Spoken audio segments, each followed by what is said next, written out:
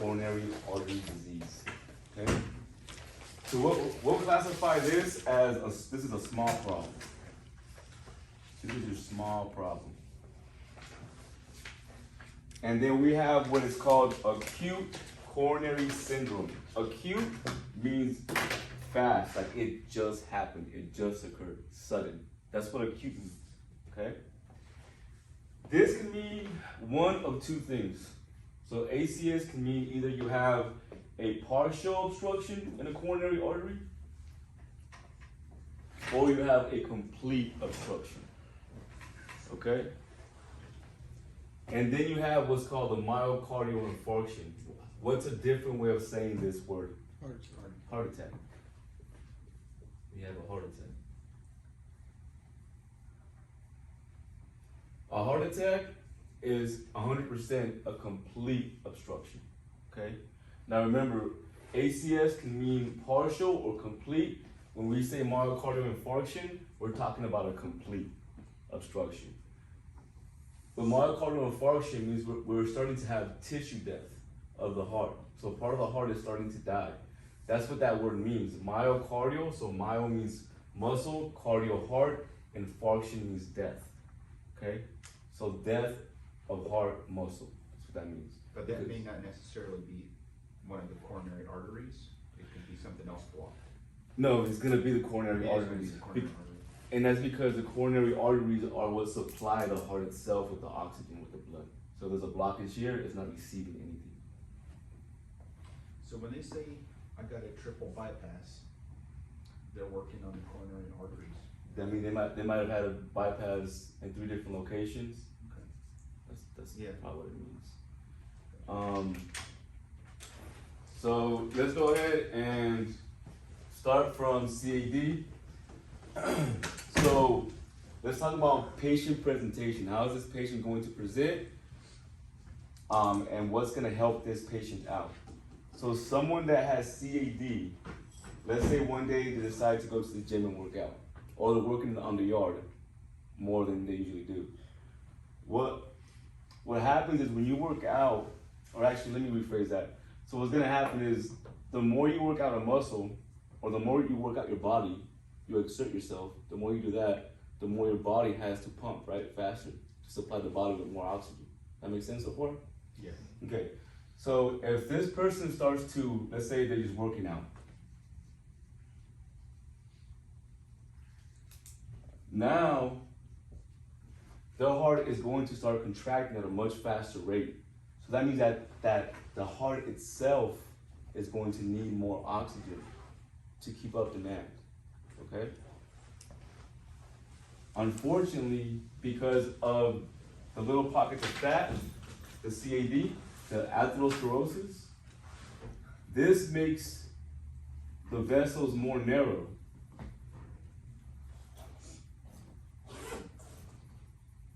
At the same time, these vessels, the coronary arteries, are becoming slightly constricted. All right?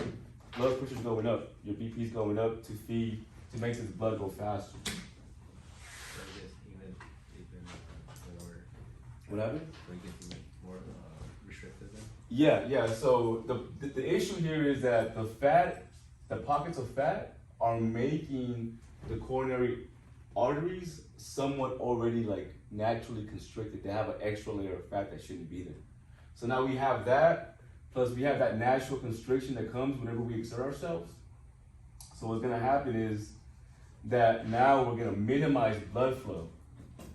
These vessels are going to become so constricted with the fat and the natural constriction that we're not going to be able to supply enough blood to certain parts of the heart.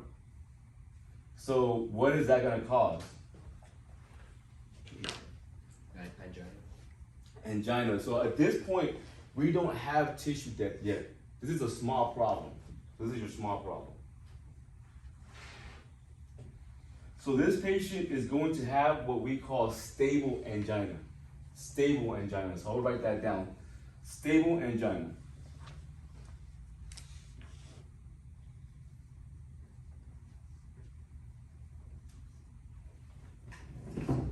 And who can tell me what angina means again?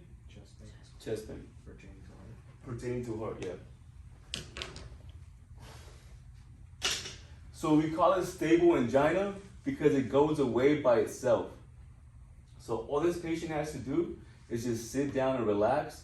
The vessel, the heart starts to calm down, so it doesn't beat as fast, so it doesn't need as much oxygen.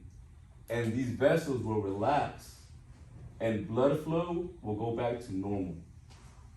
And it's called stable angina because the patient doesn't really need anything. Doesn't need intervention or anything. They just need to relax and everything goes back to normal. Any questions about this? This patient are usually on beta blockers, right? Not necessarily. So sometimes if they have CAD, they might just have hypertension. They'll be on beta blockers usually if they have congestive heart failure, like the heart sucks. Or if they had a heart attack already. So if they already had a heart attack to where there's tissue death and the heart shouldn't be working too hard because there's tissue death already, they'll have beta blockers. But this person could just be, he's like, maybe he's on the way to that. But he's not necessarily there. Yeah. Would this patient might be prescribed nitro at this point or No, this patient might not even have nitro on them. This patient is barely going into that direction of where like they're gonna be screwed. early stages? Yeah, like maybe your 40-year-old, 30-year-old, they just never took care of themselves. Type of deal. Any questions? Nope. All right, so what would you give this patient for sure? Aspirin wouldn't be a bad idea. And then I would also give this patient a non-rebreather. All right, 10 to 15 liters per minute. That's really all you can give this patient because this patient might not even have nitroglycerin, right? It might not be prescribed. So that's easy. That's an easy patient right there. Just remember CAD, atherosclerosis is the same thing as CAD. All that means is that we have plaque. We have pockets of fat in the coronary arteries. That's all that means.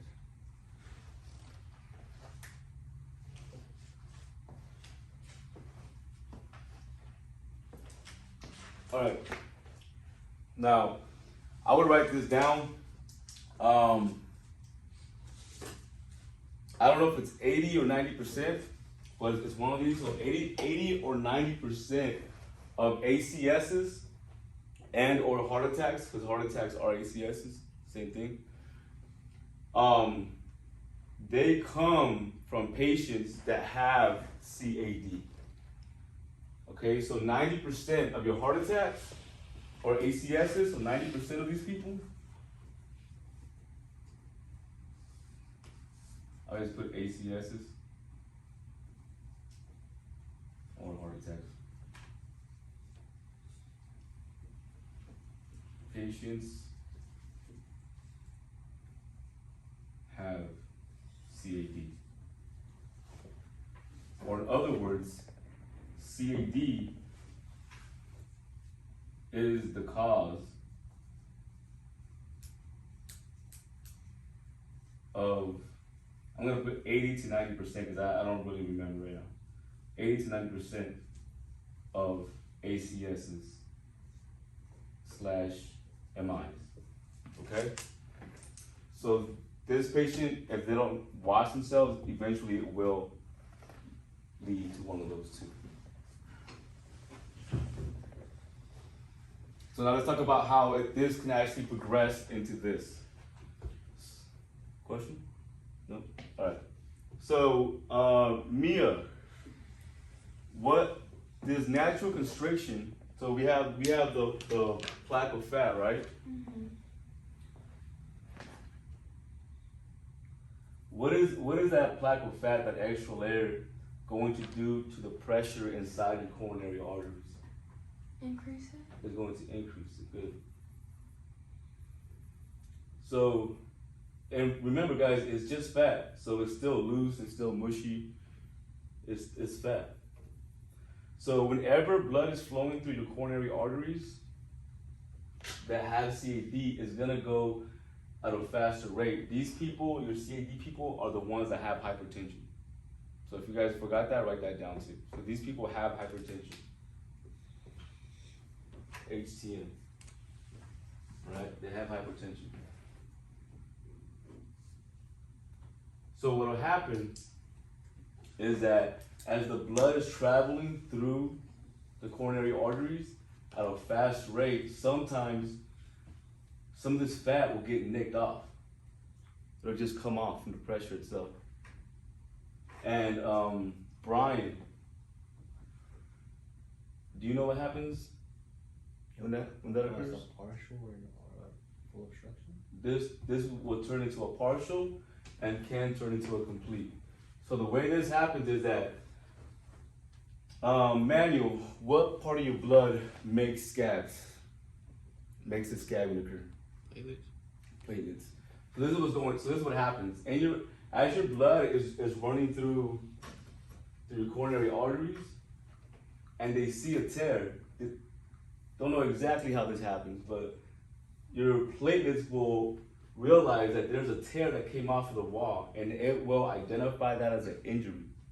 It's gonna classify that as an injury, even though it's not an injury. So what do platelets start doing in this location? They're gonna start to aggregate. They're gonna start to clot, to bunch up together to try to start the recovery process. Unfortunately, when they start to gather up, this is what causes the obstruction. So the platelets themselves become the obstruction. Your body's trying to help itself out, but really it's gonna cause an issue. It's gonna cause a heart attack. Any questions about that? No, okay. So this right here is the beginning of ACS. So that's why we say that's how 90% of people that have CAD, they'll have ACS, they'll turn into ACS. All right?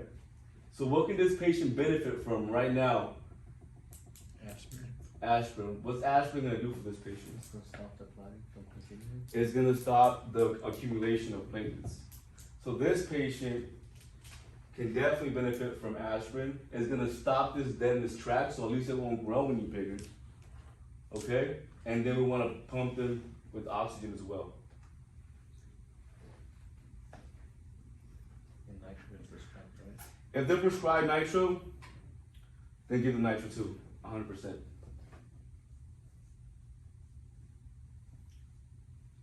Let me see. Miguel, what does nitro do for your patient? What does nitroglycerin do for your patient? It's bronchodilator. Ryan, what does nitroglycerin do? Vasal what? Vasodilator. So it's going to make the vessel bigger, right? So let's pretend that, we'll pretend that the ACS is a car accident, the vessel is Highway 41. So nitroglycerin acts like little magic construction workers. They're gonna make pretty much more lanes for the blood of the vehicles to go around the obstruction. Because this isn't gonna grow anymore, it's gonna stay the same size. But your vessels will dilate and it will allow that blood to flow around. So we can deliver that oxygen to where it has to go, to whatever part